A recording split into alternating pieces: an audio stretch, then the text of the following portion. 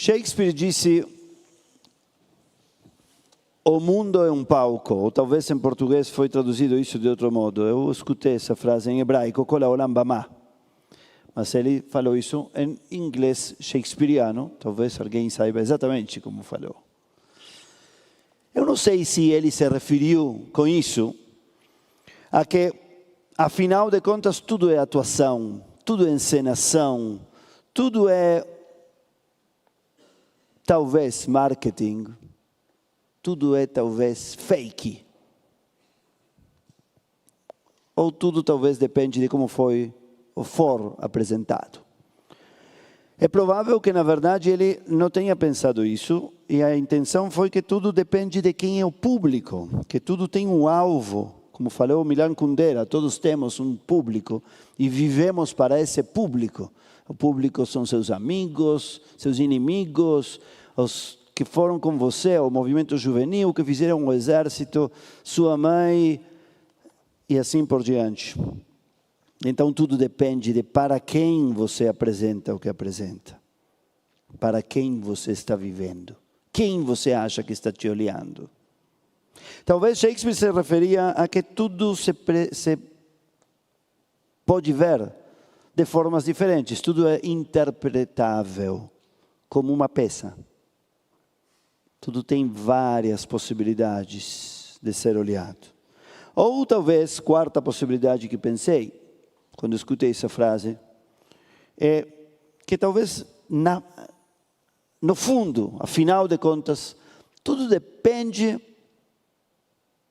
de como performamos o papel que já temos. Ou seja, nós não escolhemos o papel. Esse é o limite do nosso livre-arbítrio. Os que já me conhecem sabem que é um dos temas que me fascina. Nós não escolhemos a genética, não escolhemos a educação que temos, não escolhemos os pais dos quais nascemos, não escolhemos quase nada. Mas dentro de tudo isso que nós não escolhemos, podemos ser de muitas formas, não inúmeras. Eu posso ser diversos Rubem. Só Rubem. E você pode ser diversas você, ou diversos você. E então, ninguém pode ser julgado por não ter agido como Gandhi teria agido, ou como o Papa Francisco teria agido. Mas sim, da melhor forma que o Papa Francisco pode ser o Papa Francisco. Nesse sentido, talvez, Shakespeare quis dizer, tudo é um palco. E você não receberá o Oscar pelo papel que recebeu, porque senão ganhariam Oscar somente os bons. E às vezes o malvado é o melhor malvado, e por isso ganha Oscar. Então o importante é o que você faz do seu papel. Essa me parece a pergunta mais importante desses nossos dias. As últimas três possibilidades que falei aparecem claramente, muito antes de Shakespeare, na tradição judaica.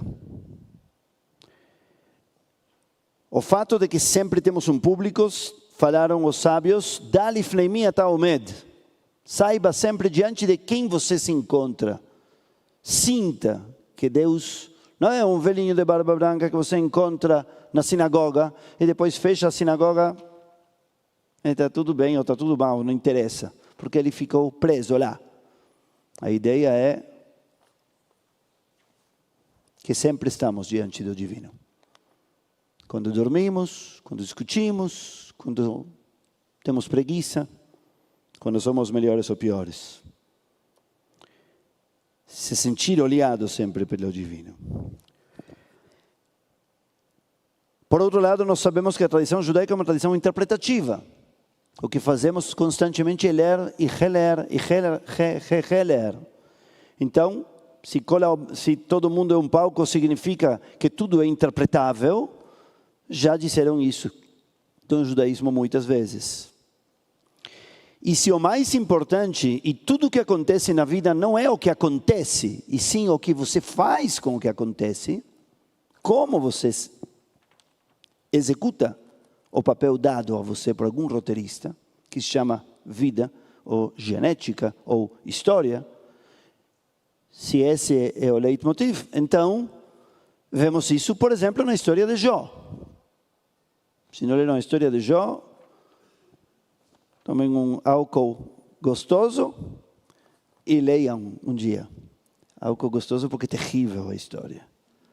Parece que Deus, o diabo, lá ao céu, escreve um roteiro no qual uma pessoa muito boa vai sofrer muito para ver o que ela faz. Alguns dizem que disso se trata a vida. Uma encenação. A gente tem e não tem tudo. Amigos, dinheiro, posição social, prestígio, tudo. Sabedoria. Para ver como somos em cada uma dessas situações e se crescemos ou não. Disso se trata. No final do túnel, alguém diz, olha para a câmera. Era tudo uma encenação para ver como você é. E o que está disposto a fazer quando tem, quando não tem. Quando sabe, quando não sabe. Isso vemos também na Torá, constantemente, que tudo é prova, tudo é prova. Egito é prova, o deserto é prova, entrar em Israel é prova, o sacrifício de Isaac é prova, tudo é prova, para ver o que faz cada um em cada situação. Essas três possibilidades, eu tirei a questão do fake news, se vêm especialmente também no 7 de outubro. E se vem também na Parashá da semana. No 7 de outubro nós podemos nos perguntar, ao redor do 7 de outubro e da guerra, podemos nos perguntar quem é nosso público?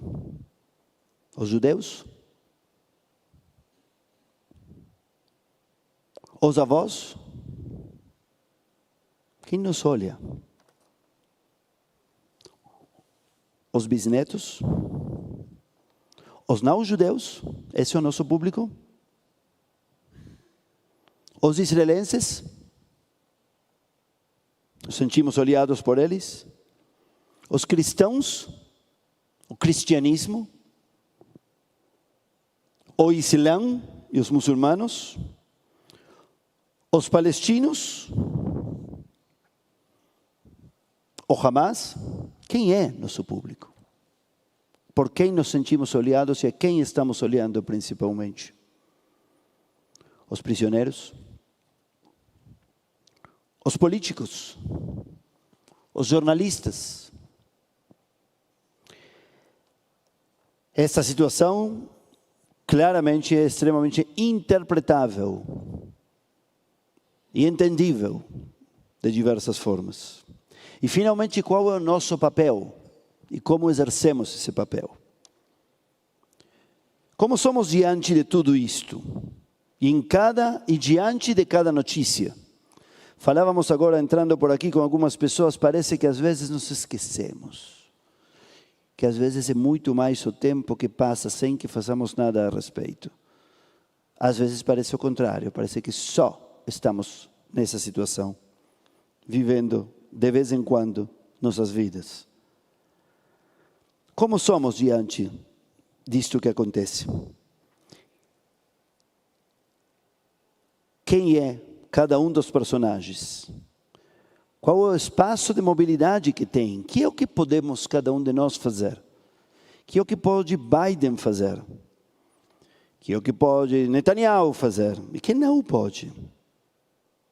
Qual é, e esta, confesso, é minha humilde pergunta constantemente nos últimos tempos, qual é a humanidade e a divindade de cada um? Com qual humanidade e divindade cada um opera nesta situação trágica? O mesmo poderíamos aplicar a Parashá. Nesta Parashá, E ao longo da história que se desenvolve em Parashat Bo, que é o momento no qual Moshe tem que ir, mais uma vez, a dizer: Let my people go. Shlach na et ami, bring them home. Let them home. Moshe se pergunta: Mi anochi ki elech? Sou eu? Como? Posso? O que tenho dentro de mim? Será que tenho essa capacidade? E uma vez, e outra vez, e outra vez se pergunta Moshe como fazer isso. Isso nos conta a Torá. Mas nós deveríamos nos perguntar também como o faraó recebe isso toda vez. A Torá nos conta que o coração do faraó vai se endurecendo, vai ficando forte e vai ficando cada vez mais intransigente. E Deus intervém nesse coração.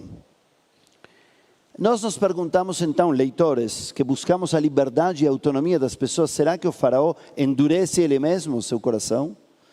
O faraó poderia ser outra versão de si mesmo nessas situações? Onde está a humanidade do faraó? A Torá nos conta isso nas entrelinhas. Porque o faraó se comove, finalmente, quando seu filho morre. Aí vemos um pai. O Midrash vai contar que teve outros momentos nos quais o faraó é também um ser humano. E Moisés também. E os egípcios têm nuances, não são todos iguais. Alguns querem ajudar os judeus, segundo o Midrash. E dão comidinhas, e dão joias por própria vontade. Outros dizem não. Os egípcios não tinham nada de bom, nenhum deles. Todos eles só queriam escravizar os judeus. E assim por diante. Interpretações diferentes da narrativa. Interpretações diferentes do papel que cada papel cumpriu. Moshe precisa arrumar coragem para reclamar uma e outra vez.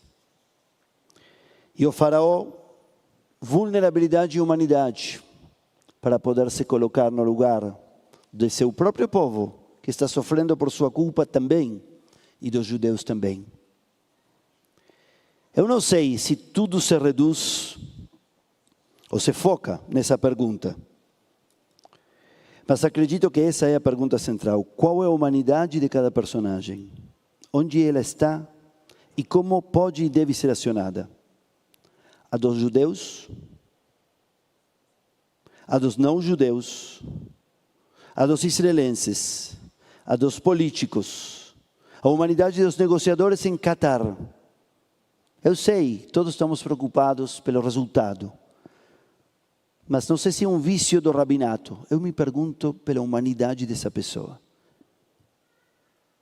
Pelo lado divino, todos devem ter algo humano.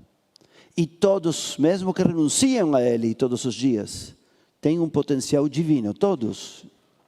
Essa é a minha fé. A pergunta é se ele aciona, vive, está na guerra, na política, no jornal, em casa.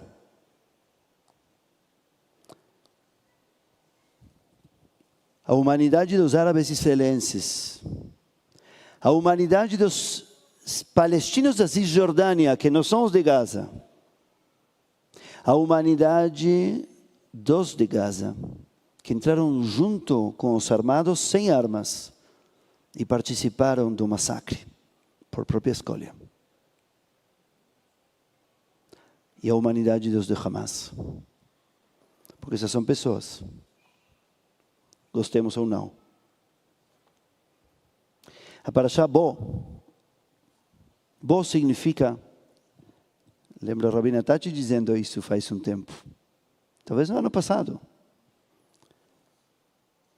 Acho que nossas colegas em Israel gostam disso. Colegas, mulheres, rabinas, né? Uma sutileza do hebraico incrível, maravilhosa. Bo significa venha. Mas na Parashá, o contexto é, bom, ele parou.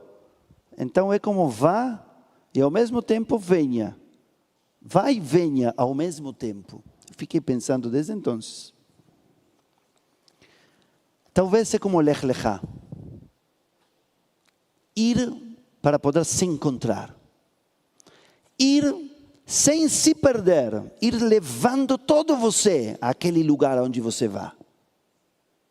E então você está indo e chegando ao mesmo tempo a casa. Saindo e entrando ao mesmo tempo.